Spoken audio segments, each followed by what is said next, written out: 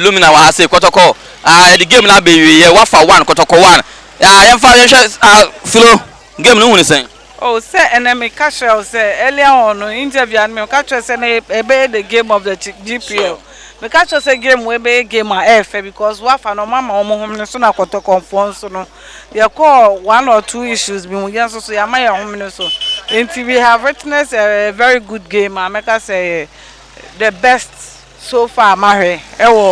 Season is starting, you know no 1-1 a point. We are almost that's okay. And overall no how will you rate Kotoko's performance out of 10?